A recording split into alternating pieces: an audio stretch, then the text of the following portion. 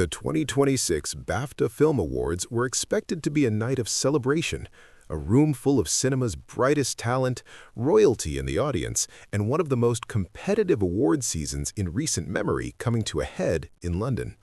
What nobody could have fully prepared for was the way the evening would be remembered. Not for the films, not for the upsets, but for a series of outbursts from a man sitting in the audience whose voice and whose condition would force a global conversation that is still unfolding days later. John Davidson is 54 years old, Scottish, and has lived with Tourette syndrome his entire life. He did not attend the BAFTAs as a curiosity or a guest with a backstory. He was there because the evening's most talked about film is literally about him. I Swear, directed by Kirk Jones, tells the story of Davidson's life and his decades-long effort to educate the public about a condition that is widely misunderstood and frequently mocked. Davidson has received an MBE, Britain's Member of the Order of the British Empire honor, for his advocacy work. He is not a fringe figure. He is a recognized voice on a neurological condition that affects far more people than most realize. So why did his presence at an event celebrating his own story end up generating some of the most heated debate of the awards season? Tourette syndrome is a neurological condition, meaning it originates in the brain and nervous system rather than in a person's psychology or choices. It is characterized by involuntary tics, physical movements or vocal sounds the person cannot control and often cannot predict. These tics can be mild or severe, and they tend to intensify under conditions of stress, excitement, or sensory overload. A smaller subset of people with Tourette's, estimated at somewhere between 10 and 15%, experience a specific symptom called coprolalia. That is the clinical term for the involuntary utterance of offensive, obscene, or socially inappropriate language. Davidson is among that group. His tics include words and phrases that, in any other context, would be considered deeply offensive. That is the medical reality his advocacy is built around. The evening began with an unusual but considered step. Before the ceremony got underway, the floor manager addressed the audience directly, letting them know that involuntary outbursts, noises, movements, or language might be heard from someone in attendance. That kind of preemptive announcement does not happen at major awards shows without deliberate planning. It reflected a decision by BAFTA to include Davidson fully and openly rather than manage him out of sight.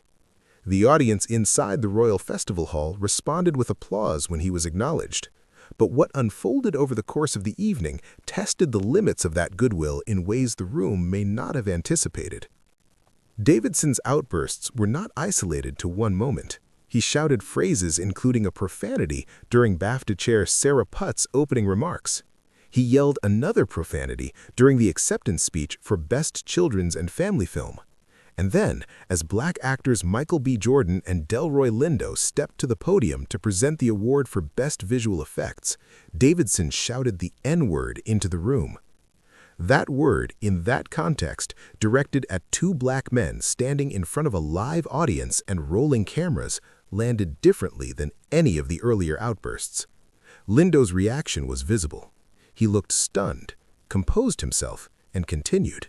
Jordan did the same. But the moment was captured, and once it was captured, it was not going to stay inside the Royal Festival Hall. Host Alan Cumming addressed the audience more than once throughout the evening. His language was measured and clear. He explained that Tourette's syndrome is a recognized disability, that the tics being heard were involuntary, and that the person experiencing them had no control over the words being produced.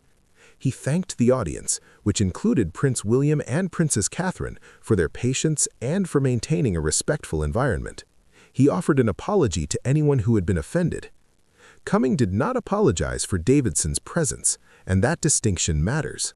But there was a complication in how all of this reached the viewing public, and it would become a significant part of the story in the hours that followed. The BBC broadcasts the BAFTA ceremony with a time delay, which in theory gives producers the ability to catch and cut material before it reaches home audiences. Cumming's initial explanation of the situation did not make it into the broadcast. That left television viewers watching the ceremony at home without the context that people inside the hall had been given. Many viewers heard the outbursts without understanding what was happening, and social media filled almost immediately with speculation and outrage. The BBC, when contacted for comment, reissued the message of understanding that Cumming had delivered in person, but did not explain why the editorial decision was made to air the outbursts without the accompanying context. That gap between what the live audience experienced and what viewers at home received is part of what turned a difficult but managed moment into a full-scale controversy. Davidson left the ceremony midway through the evening. According to reports, he departed of his own accord. He was not asked to leave. That detail is worth holding on to because the online response that followed his departure did not always reflect the more complicated reality of what happened and why. Social media platforms, particularly X, erupted with calls for accountability.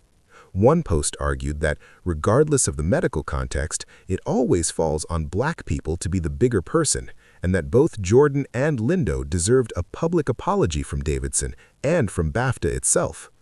Another voice wrote that two things can be true at once: that Davidson's condition is real, and that being called that word in front of your peers is unacceptable. A recurring sentiment demanded that any apology Davidson offered be, in someone's words, as loud as his interruption. What does Davidson himself say about all of this? He had spoken openly before the ceremony about his anxiety heading into the evening. He told reporters on the red carpet that environments with large crowds, heightened noise, and emotional weight tend to amplify his tics. He was not in denial about what might happen. He showed up anyway, because the film being honored that night represents years of his life and his work.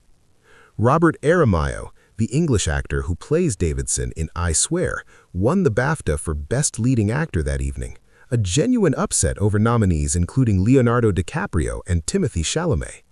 Accepting the award, Aramayo said Davidson was the most remarkable man he had ever met, someone who believes deeply that there is still much more the public needs to learn about Tourette syndrome.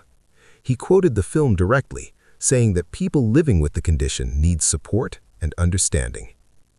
Emma McNally, the chief executive of Tourette's Action, a British advocacy organization, has praised the film for giving audiences a more accurate picture of what the condition actually involves. Davidson's public work over decades laid the groundwork for that kind of reception, but the events of Sunday night have raised a question that his advocates and critics are both grappling with. Can a public event truly accommodate a disability when the symptoms of that disability include language that causes direct harm to other people in the room? There is no clean answer to that question. It sits at the intersection of medical reality, civil rights, public decency, and institutional responsibility, and reasonable people are finding themselves on different sides. I Swear has earned around $8 million in the UK box office and is set for an American release in April.